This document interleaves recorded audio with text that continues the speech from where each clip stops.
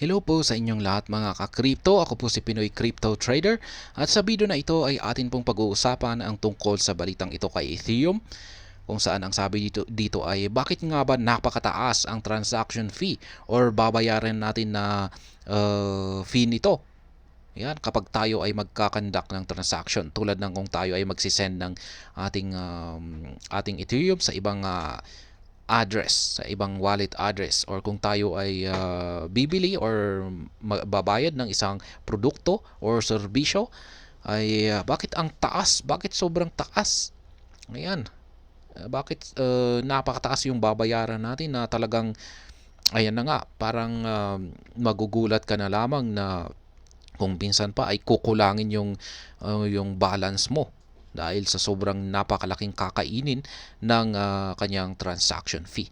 At yan po ang ating pag-uusapan sa balitang ito. Pero bago tayo magpatuloy, ay nais ko po munang bigyang linaw ang aking disclaimer kung saan ang nilalaman po ng video na ito ay hindi po ito isang financial advice. For education and information purposes lamang po ang layunin nito. Nais ko na rin pong magbigay babala na wala pong kahit anumang group chat ang Pinoy Crypto Trader. Ayan, why are Ethereum network fees so high? Yan. Sa mga bago lamang po dito na hindi nakakaalam ay yan nga, mahalaga po ito na malaman ninyo, lalong-lalo na kung pag gumagamit kayo ng Ethereum network. If you have ever found yourself scratching your head wondering why a minor transaction on the Ethereum blockchain leaves your wallet considerably lighter, then you are not alone. Ayan. Gaya na nga sinabi ko kanina ay merong mga instances na mas malaki pa yung babayaran mong transaction fee kumpara sa amount ng binabayaran mo or isi-send mo sa ibang wallet.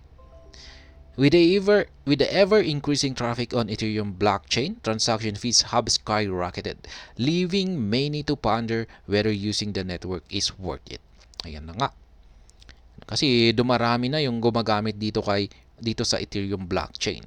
Ngunit ang consequence nito ay yung kanyang transaction fees ay nag-skyrocket or tumaas. Kaya maraming napapaisip kung worth it pa nga bang gamitin ang Ethereum blockchain. Ayan, si Ethereum, a quick look at Ethereum. Ayan. Para sa mga bago lamang po ito na hindi pa nakakakilala kay Ethereum, ay yan, ating alamin yung kanyang short na historical background. Ethereum's debut in cryptocurrency was a turning point for the entire blockchain industry. Yan, nung lumabas po si Ethereum ay yan na nga, malaki yung kanyang may nagkaroon ito ng malaking impact sa industriya ng blockchain. Yan. It was the first blockchain. Yan siya po ang kauna-unahan na blockchain. At siya na rin yung naging unang kakumpetensya or rival ng Bitcoin. Yan, ng Bitcoin network. Ethereum is a decentralized platform that allows developers to create, publish, and distribute applications and smart contracts. Yan po yung pinaka-gamit naman ni Ethereum. Yan, maraming mga developers ang pwedeng mag-create dito, mag-publish at saka mag-distribute ng mga applications. Yan, yung parang pinaka-focus dito ni Ethereum ay mga utilities naman po. Yan, marami silang mga projects. With its innovative features and services and a community-run ecosystem that supports thousands of decentralized applications, it quickly gained popularity among investors and users worldwide. Ayan nga. Nung una ko nga nakilala si Ethereum ay ganyan na rin po yung nakakaakit na features ng Ethereum. Sobrang dami nilang mga products, mga services, yan, at mga decentralized applications ang mga ito. Yan, supports thousands of decentralized applications. Kaya yan, kung isa kang investors at nakita mo yan ay talagang masasabi mong maganda ang foundation ng Ethereum. Kaya marami talaga ang nakakita nito at maraming mga investors ang naakit dito at sila ay nag-invest. Ayan, at sa buong mundo. Yan, at maliban dyan ay isa na rin pong alternative si Ethereum kay Bitcoin. Ayan. Pero noon yan, noon. Kasi mga iilan pa lamang, kokonti pa lamang ngayong mga cryptocurrencies na hindi gaanong marami. Perhaps its most notable feature is the ability to deploy smart contracts which accelerated the development of the crypto industry. Ayan. Yung pinaka maganda raw po na feature ni Ethereum ay yung kanyang deployment ng smart contracts. Yan nga. Yung dahil sa smart contract nito ay marami or napabilis yung pagdami ng mga na-create na ibang mga cryptocurrencies or paglago ng crypto industry. Understanding Ethereum transaction fee. Ayan, balik na po tayo dito sa transaction fee ni Ethereum. Transaction fees or gas fees are incurred when executing a transaction the Ethereum network. Yan nga, gaya ng sinabi ko kanina, ay kailangan po nating magbayad ng transaction fee kung tayo ay magsisend ng ating Ethereum sa ibang wallet. Every network action, whether sending either or interacting with a smart contract, requires computational power. Miners who validate transactions and maintain the network are compensated with gas fees for their efforts. Ayan na nga. Kung pag tayo ay magsisend ng ating Ethereum sa ibang wallet, ay kailangan nating magbayad ng transaction fee. Ngayon, ang magpa-process po dito sa operation na ito ay yung tinatawag nilang mga minero. Ngayon, yung mga minero na ito ay sa kanila po mapupunta yung ating ibabayad na gas fee. Yan, or yung transaction fee. The gas fees are dominated in GUI, a tiny transaction of an ETH. 1 GUI is equivalent to, yan, sobrang daming zeros. When you initiate a transaction, you specify a gas limit, the maximum amount of computational work you are willing to pay. Ayan, na-edit po naman yan, yung transaction fee na gusto nating bayaran. Kung nakita natin na medyo mataas yung transaction fee, ay pwede po nating may option po dyan para i-edit natin yung pwede nating babaan ito. Yan, at pwede na rin itong pataasin. Pero sa kadalasan ay yung mailalagay na transaction fee ay yung average amount, yung average fee. Yan. Additionally, you set a gas price, the amount of GUI you are willing to pay per unit of gas. The transaction fee is calculated by multiplying the gas limit by the gas fee. Kaya ayan, i-check po natin yan. Ayan, kung willing ba tayong bayaran yung gas fee, yan, bago natin isend. Kasi wag po tayong basta padalos-dalos na isi-send agad yung ating magsisend agad nang hindi natin chine-check yung gas fee. Factors contributing to high Ethereum fees. Yan, ito yung mga bagay na mga dahilan kung bakit nagkakaroon ng mataas na fee ang Ethereum. Number 1 ay network congestion. As the popularity of Ethereum has soared, the number of transactions on the network has increased dramatically.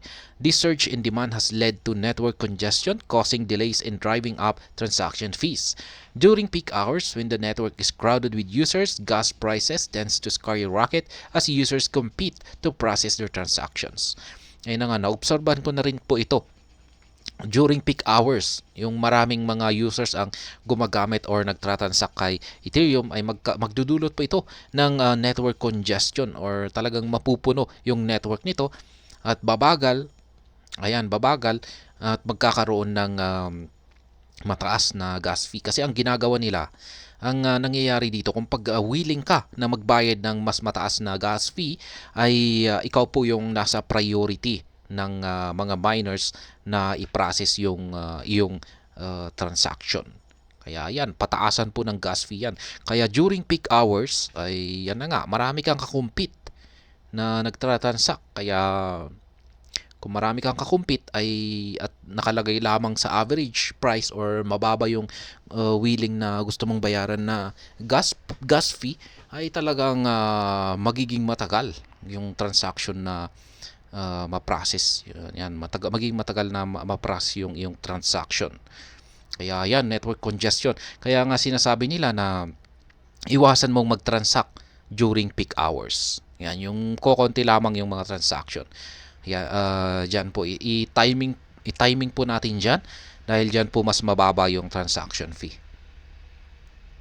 Gas limit and gas price. The gas limit and gas price you set for your transactions can significantly impact the fees you pay. You will pay more for your transactions if you set high gas limit or high gas price. Finding a balance and optimizing these parameters to minimize fees while ensuring your transactions are processed promptly is important. Yan na nga. Yan na rin yung sinabi ko kanina na pwede natin pong i-set. Yan, sa mga hindi nakakaalam, pwede po nating i-adjust yung babayaran nating gas fee. Ayan, pwede nating itong taasan at pwede natin itong babaan. Pero ang problema kasi kung babaan natin ito ay magiging matagal yung processing nito. Kung pagtaasan naman natin ay yan, mabilis kasi yan nga, yung mataas, yung inuuna ng mga minero na i-process yung matataas yung babayaran nilang gas fee. Kasi syempre naman uunahin nila yan kasi mas malaki ang kanilang kikitain diyan. Smart contract complexity. The complexity of smart contracts also plays a role in determining transaction fees. More complex smart contracts require more computational resources, resulting in higher fees. Decentralized applications and their functionalities become more intricate, and network experiences increase congestion, leading to higher gas prices. Ayan na nga. Sino ba sa inyo ang mahilig gumamit dyan ng decentralized applications? Yung mga decentralized, may mga dApps, tinatawag nilang dApps. Kaya yan, kung isa ka sa mahilig na gumamit ng mga decentralized applications dyan, ay mapapansin mo talaga na may mga oras na mataas yung mga transaction fee na babayaran mo at may mga oras na rin na mababa. Ayan. Pagdating kasi sa mga dApps, mga decentralized, ay talagang kailanganin ito ng mataas na computational resources. Dahil dyan, ay maliban dyan ay napaka-complex na rin yung kanilang mga smart contracts. Yan po yung mga bagay kung bakit na nagdudulot kung bakit mataas yung kanilang transaction fees. Ayan, kung ganyan po talaga ay kailangan natin ng yan po talaga yung disadvantage ng mga DeFi applications, mga dApps. Ethereum network upgrades.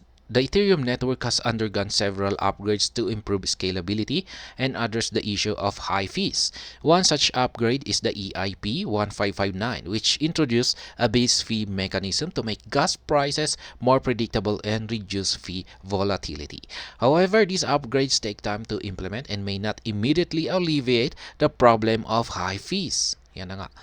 Yung kay Ethereum ay ginagawa naman po nila ng paraan para mapababa yung mga transaction fees nila. Yun nga lang at hindi talaga madali na ito yung tinatawag nilang upgrades. Pero hindi talaga madali or hindi mabilis yung implementation ng mga ito. Kaya sa ngayon ay talagang kung tayo ay gumagamit ng Ethereum ay ayan na nga. Kailangan muna nating tiisin yung mga babayaran nating transaction fee. Hintayin na lamang natin na darating din or mapapabilis nila yung upgrade na ito para magiging mababa yung mga transaction fees or yung gas fee. How to reduce and avoid high Ethereum fees. Ayan. Ito po yung kung talagang hindi natin maiiwasan ang paggamit kay Ethereum or hindi talaga natin maiiwasan ang yan nga magkaroon ng madalas na transaction kay Ethereum ay ito yung mga bagay na ating gagawin para at least mapababa yung babayaran natin na gas fee dito kay Ethereum. Optimize gas limit and gas price. To minimize transaction fees, optimizing the gas limit and gas price for each transaction is crucial. To decrease fees, you can set a lower gas limit and gas price but avoid setting them too low to prevent transaction delays. Experiment with different values and find the optimal cost and transaction speed balance. Yan na nga, yung sinabi ko na rin kanina na pwede po nating i-adjust yung amount ng gas fee na gusto nating bayaran. Pero wag lamang po nating itong iset sa napakababang presyo sapagkat pwedeng hindi yan ma-process or napakatagal itong ma-process. Kaya sabi dito ay mag-experiment daw tayo kung ano nga ba yung pinaka-optimal or pinaka-maganda na amount para sa transaction speed. Yan. Kasi kung pag napasobra naman, ay yan nga, mabilis nga na ma-process yung ating transaction. Ngunit, nagbayad naman tayo ng napakalaking amount ng transaction fee or gas fee.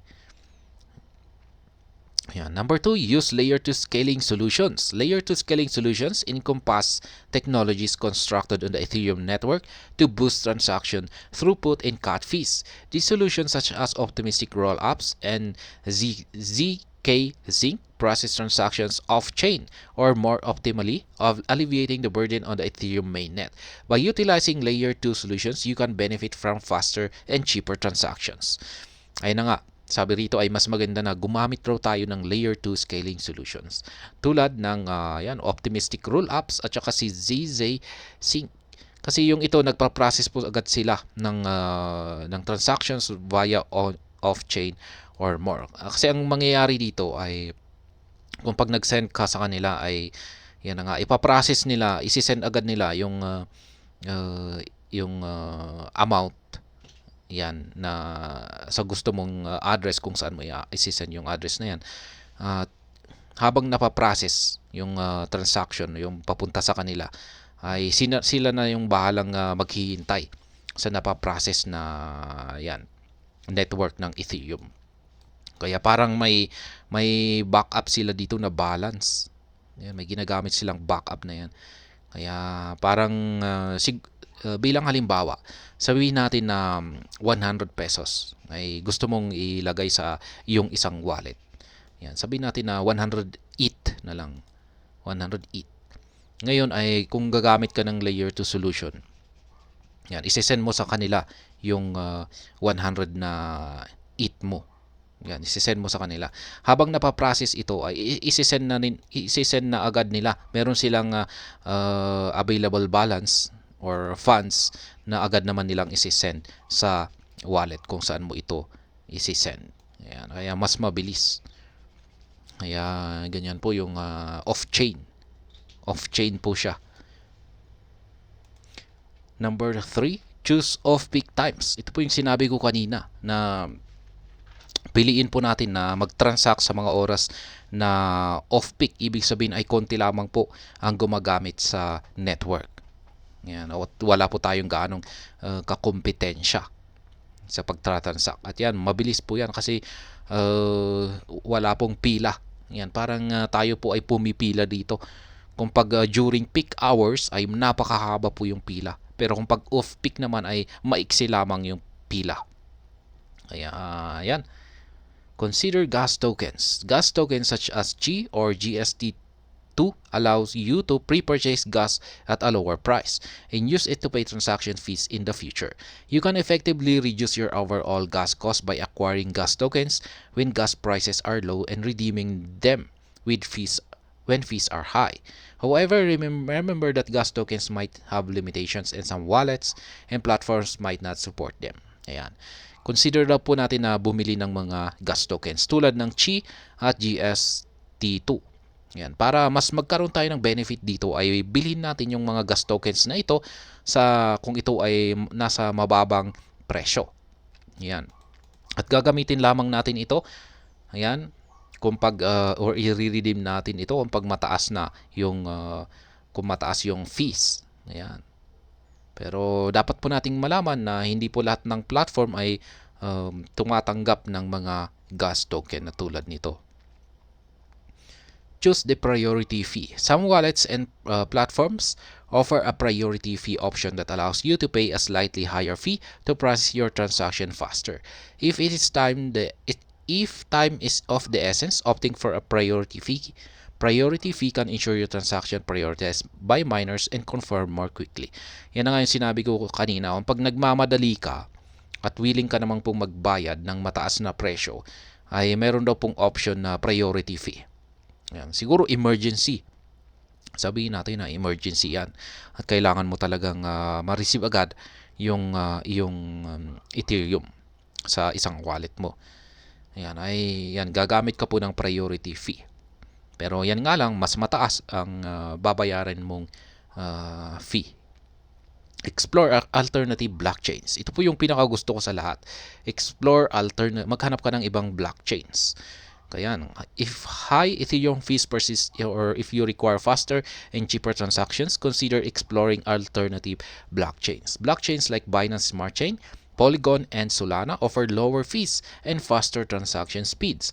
However, keep in mind that these blockchains may have different functionalities and may not support all Ethereum-based tokens and applications. Yan. Marami pong mga networks dyan. Mga Ethereum networks na rin na sinusuportahan yung may support dito kay Ethereum. Yan, si Polygon, yan. Matic, yan po yan. Yan, ito po yung pinaka gusto kong alternative solution pagdating sa mataas na fee dito kay Ethereum. Stay informed and adapt. The Ethereum network keeps evolving, and developers are actively creating new solutions to tackle high fees.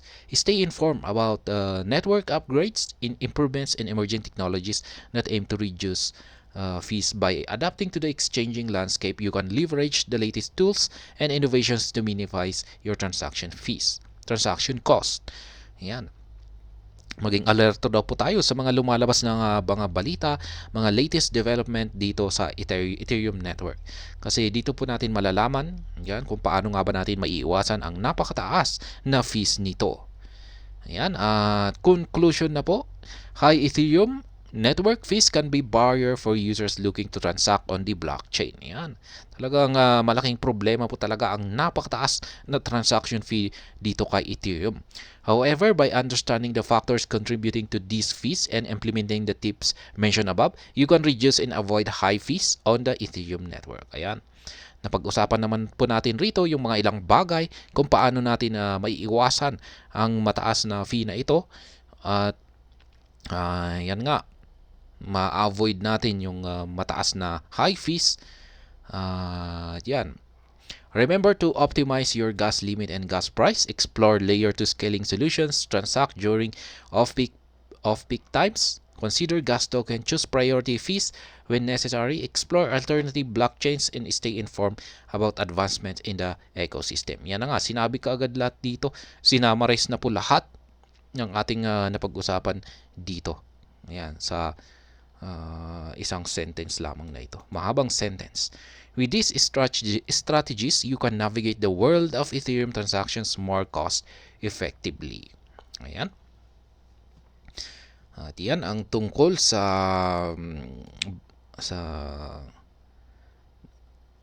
tungkol dito sa dahilan kung bakit napakataas ng network fees dito kay Ethereum.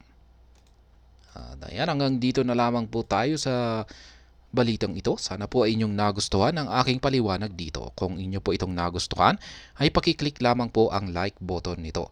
Para naman po sa mga bago lamang dito, kayo po ay aking inaanyayahan para mag-subscribe. Pakiclick na rin po ang bell icon nito dahil ito po ang siyang magsisilbing notification nito sa mga bago kong videos na akin pong ina-upload sa aking YouTube channel na ito.